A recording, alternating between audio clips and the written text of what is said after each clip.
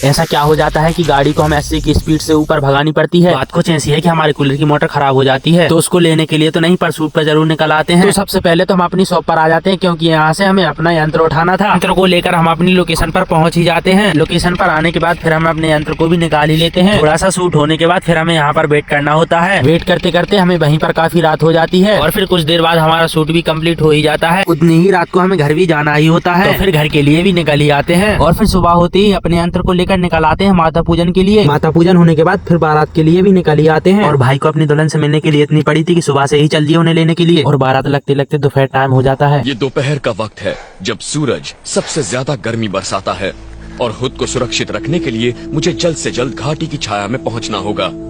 गर्मी को मद्देनजर रखते हुए भाई भी एक गाना सुना ही देते हैं। फिर